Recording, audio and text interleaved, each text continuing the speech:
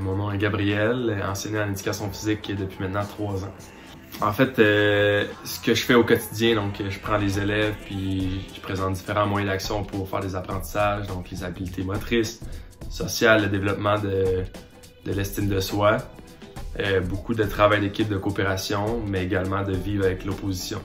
Donc tout ce qui englobe le savoir-être. Est-ce que je suis capable de perdre et d'avoir toujours le sourire? Est-ce que je suis capable de gagner et serrer la main de mon adversaire et lui dire « Hey, t'as des bonnes qualités quand même ». Donc c'est vraiment le tout. L'athlète, également le développement d'une personne au quotidien là, dans ses activités.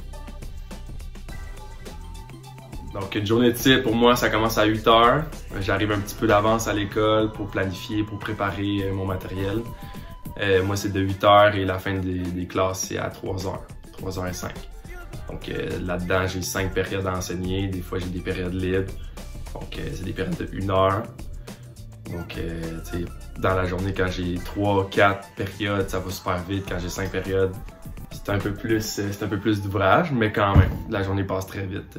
On est debout toute la journée aussi. Là. Toujours en action. Donc, j'ai complété mon secondaire jusqu'au secondaire 5. Ensuite, je suis allé au cégep en sciences humaines, profil individu. Je pense que pour le baccalauréat en éducation physique, ça prenait des cours de biologie, ce que j'avais pris aussi dans mon profil. Donc les cours de base en biologie au cégep. Moi j'étais en sport-études, fait que ça a pris peut-être 2 ans et demi pour compléter mon cégep et ensuite je me suis inscrit à l'université. Puis la cote heure nécessaire, c'était je pense autour de 24 et demi. Pour ceux qui savent c'est quoi la cote heure, mais ça prenait, c'est ça, la moyenne à peu près de ça. J'ai passé, je me suis redirigé à l'université, j'ai complété mon bac en 4 ans. Pendant ces 4 années-là, j'ai fait 4 stages, 2 au primaire, 2 au secondaire pour voir un peu qu'est-ce que je préférais. Mais c'était à peu près ça. Là. 4 années pour apprendre à être le meilleur enseignant possible. En fait, il y a plusieurs de mes collègues qui, en éducation physique surtout, qui finissent à être des directeurs, donc qui s'en vont en direction d'école.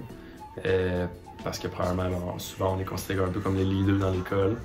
J'en connais plusieurs aussi qui ont quitté un peu la profession de l'enseignement pour aller peut-être dans l'événementiel sportif ou tout ce qui se rapproche au sport en général. Ou sinon, ça pourrait être d'enseigner dans un autre champ tout simplement. Donc, parce qu'on a un brevet d'enseignement, on pourrait enseigner dans une classe d'accueil, dans une classe titulaire pour les élèves au primaire. Ou il y a aussi des enseignants que je connais qui sont allés en histoire.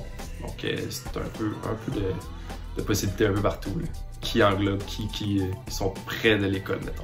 C'était le cas. Ben, en enseignement, il y a 17 échelons. Dans les premiers échelons, c'est près de 40 000.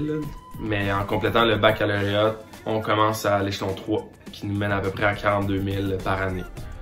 Ou sinon, si tu es un suppléant occasionnel, donc tu remplaces pendant une journée à l'école, de mon souvenir, c'est à peu près autour de 240 $ pour la journée.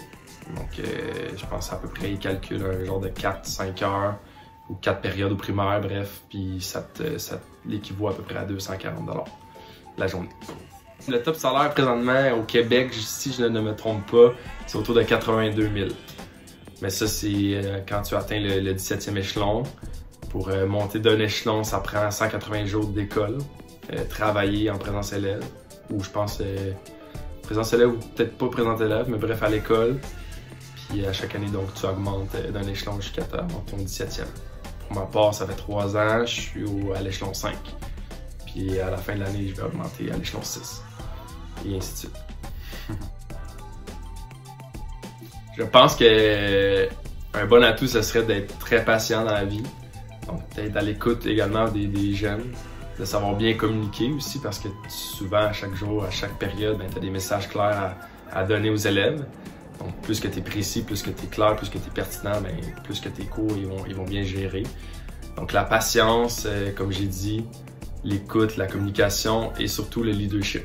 Donc d'être un peu le capitaine du bateau, là, de non seulement peut-être pas donner juste des ordres, mais juste juste de prendre en charge tes matelots puis de les faire embarquer avec toi dans un objectif commun. Au même titre que pour être un bon enseignant, ben, tu collabores avec des collègues de travail, avec une direction d'école. Il faut qu'à la base, le travail d'équipe pour toi, ben, c'est facile, c'est accessible. Tu remplisses bien ton rôle.